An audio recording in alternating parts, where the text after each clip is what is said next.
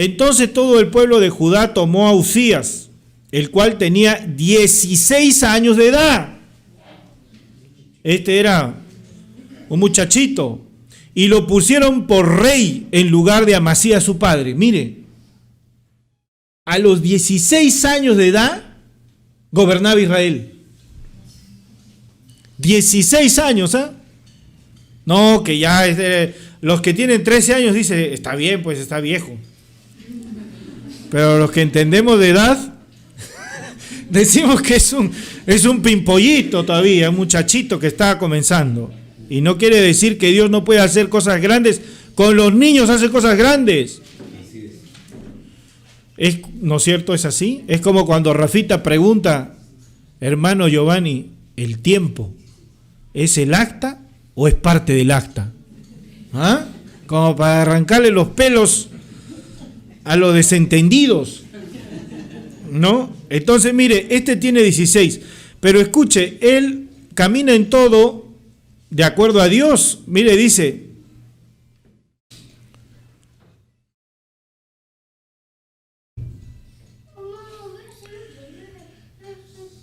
mira, versículo 3, de 16 años era Uzías cuando comenzó a reinar y 52 años reinó en Jerusalén.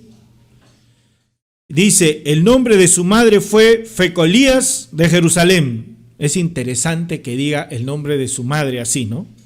Bueno, es interesante, tiene varias razones, pero ahora no vamos a explicarlo. Dice, e hizo lo recto. Escuche el versículo 4, que es interesante, ¿eh?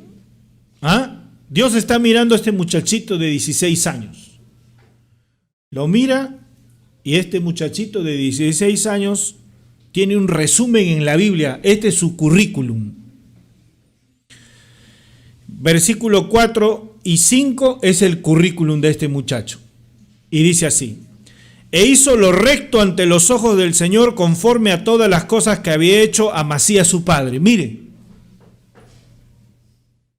hizo lo recto. No, pero yo todavía soy muy joven. ¿Cuántos años tienes? No, recién voy a tener 30. Ese manganzón.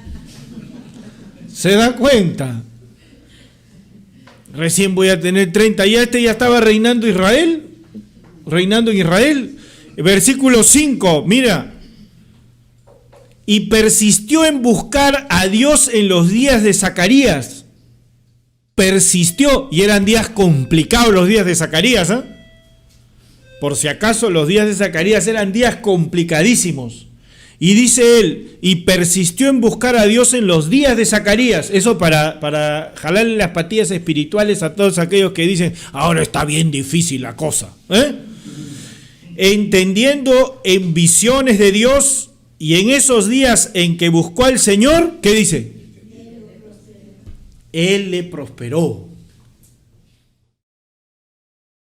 ¿Cuál fue el secreto de la prosperidad de este muchachito? ¿Ah? ¿Saben cuál fue? Buscar a Dios en todo lo que hacía. En todo lo que hacía. Algunos dicen, hermano, voy a viajar. Busque a Dios en lo que hace. Hermano, me voy a quedar. Busque a Dios en lo que hace. Hermano, voy a comprar. Busque a Dios en lo que hace. Voy a vender. Busque a Dios en lo que hace. Voy a almorzar. Busque a Dios en lo que hace. Voy a trabajar. Busque a Dios en lo que hace. ¿Se da cuenta? Porque si se extiende la fe, se extiende también la prosperidad del reino de Dios. Y se ve. Es visible esto. No, hermano, es invisible. Es visible. Algunos dicen, sí, pero en esta situación, ¿de dónde, pues, hermano? ¡Oh! Me saco los pelos por esa falta de fe de muchos hermanos. ¿Cómo es posible? Es increíble. Estos se parecen a los discípulos cuando en ese momento les pregunta el Señor, denle ustedes de comer, y ellos se agarran sus bolsillos. A esos 5,000 que habían ahí que estaban de hambre, ustedes aliméntenlos. ¡Ah! ¡Ah! les entra una especie de temblor. Y en ese momento ni siquiera tenían tarjetas de crédito. No estaba el Banco Azteca posicionado ahí. ¿Se da cuenta? Y mire eso. El Señor le dice, denle ustedes de comer. ¿Y sabe qué? Le dice a Felipe, le dice, y ahora esta multitud, ¿cómo hacemos? Para que coma. ¡Uy! Dice Felipe, ni 200 denarios alcanzarían para dar de comer a esta multitud. Y no sabe quién está con él. ¿Se da cuenta? No ha entendido quién está a su lado. Y el Señor le dice a los discípulos, cuando se olvidaron de traer el pan, les dice, cuídense de la levadura de los fariseos y de la levadura de Herodes. Y ellos dicen, uy, porque no hemos traído el pan, nos está diciendo eso. Y el Señor sí se molesta. ¿Cómo no se molesta? Y entonces le dice, ¿qué? ¿Ustedes no estuvieron cuando se repartió se dio de comer a los 5,000? ¿Cuántas canastas ustedes recogieron? Y le dice, 12. ¿Y cómo es que todavía no entienden? ¿Cómo es que todavía ustedes dicen, no trajimos pan? ¿Cómo están a ese nivel? Ustedes no tienen que tener. ¿Sabes por qué? Porque yo tengo. Eso es lo que tienen que comprender. No, es que yo tengo que tener. ¿Tú por qué? No, es que yo. ¿Qué tú? No, es que de todas maneras. No, tú, no tienes que tener. El que tiene es Dios. Y tú has venido a dar lo que es de Él, no lo tuyo. ¿Qué vas a dar si no quieres dar?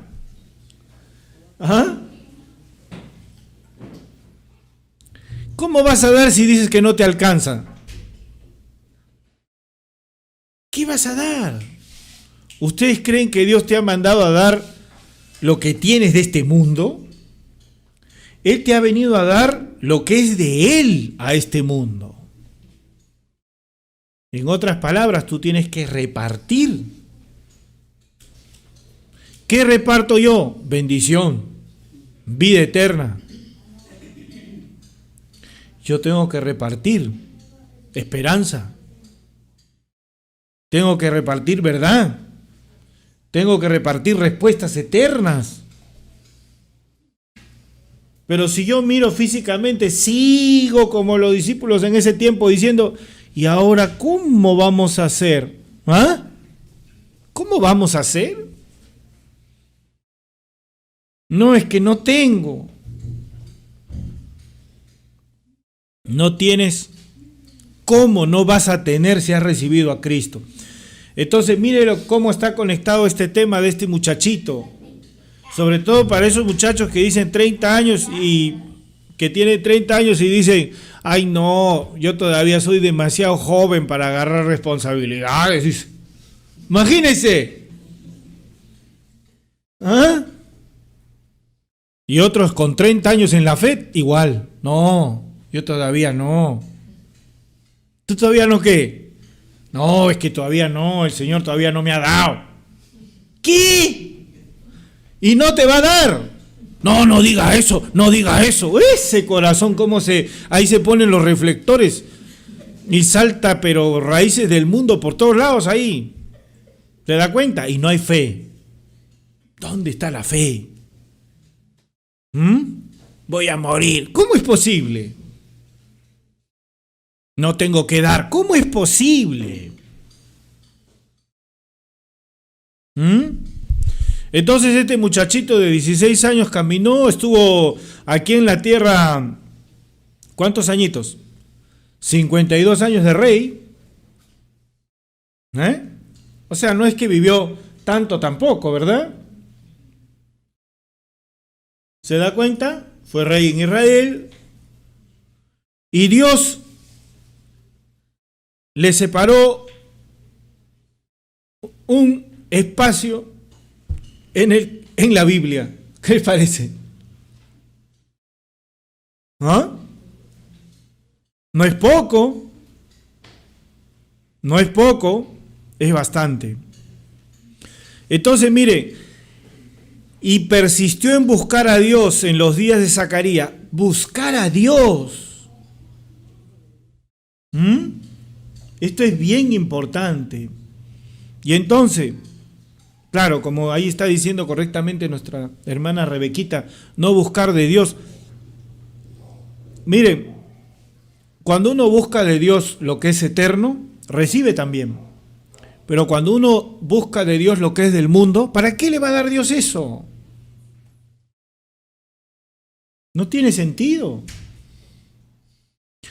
Entonces, dice, y en estos días en que buscó al Señor, Él le prosperó. ¿Por qué no dice ahí, escuche, por qué no está escrito que Él prosperó? Solamente así. Tiene un secreto. ¿Por qué se imaginan? Pónganse a pensar. ¿Por qué? Imaginen ustedes, ¿por qué no dice y Él prosperó? ¿Y por qué dice Él le prosperó? Primero que nada, hay que identificar una cosa. Para Dios, Él hizo algo de valor, algo que tenía valor. ¿Qué fue? Lo buscó a Él. Y como lo buscó a Él, entonces Él le prosperó. ¿Se da cuenta? La condición es que Él está caminando en aquello que Dios le agrada.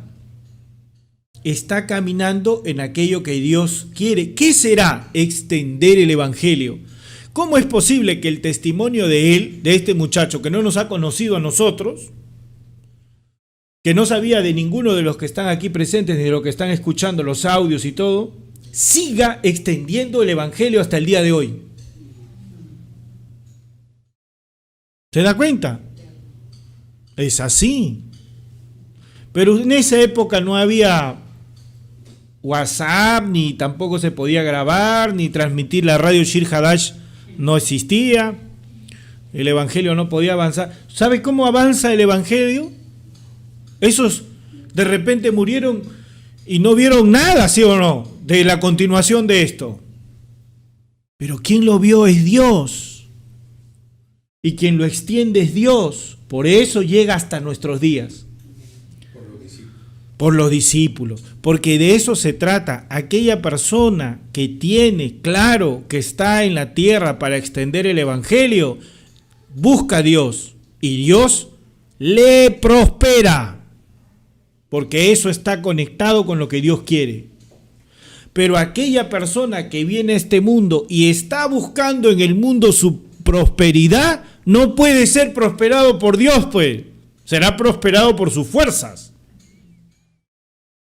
O por el mundo, o por el enemigo, pero no Dios. ¿Por qué le va a prosperar Dios? ¿Se da cuenta? Y lo que el mundo te da, el mundo te lo quita, pues. Es así.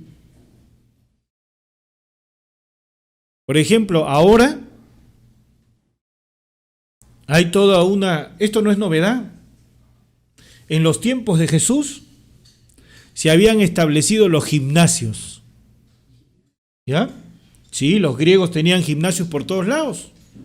Entonces el culto al cuerpo era una cosa que los griegos habían metido de forma dominante. Y muchos hebreos en ese tiempo, muchos judíos en ese tiempo entraron a eso. Entonces se dieron al cuerpo, se dieron a la belleza, se dieron a las proporciones, a mirar todo lo que era exterior. Eso estaba sucediendo. Algunos dirán, hermano, ¿y eso está en la Biblia? Eso es historia. Eso es lo que sucedía. Eso es historia.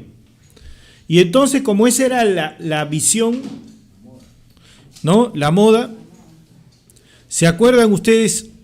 Ustedes dirán, bueno, en este momento hay redes sociales, la gente se pone una sonrisa de diamante, ¿no? Le agrega filtros que no había en esa época, se vuelve más hermoso y se hace conocido, ¿no? y entonces recibe una mísera paga de satisfacción, pero mísera paga.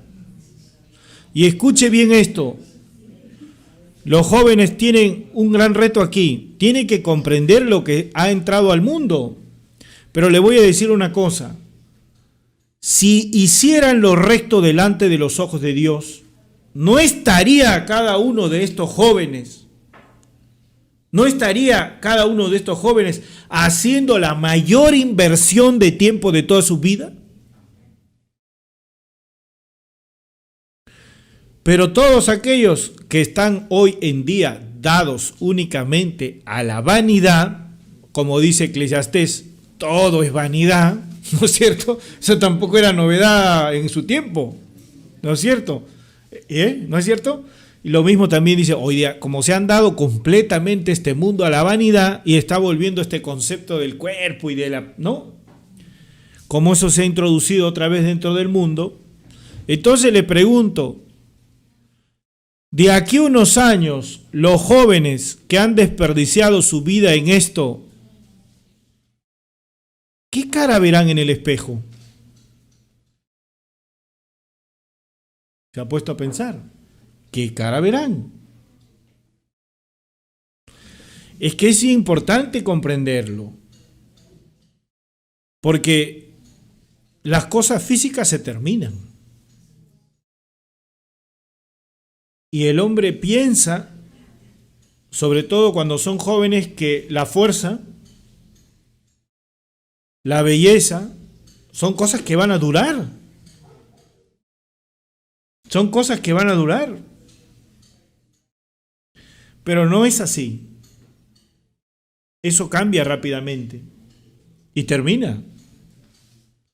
Pero cuando termina, entonces tú pasas a cosechar.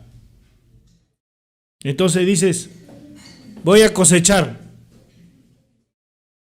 Y lo único que cosecha serán recuerdos, pues. ¿Se da cuenta? Nada más. Pero ¿por qué no caminan? Y les pongo el caso de este muchacho. ¿Por qué no caminan buscando a Dios todos los días?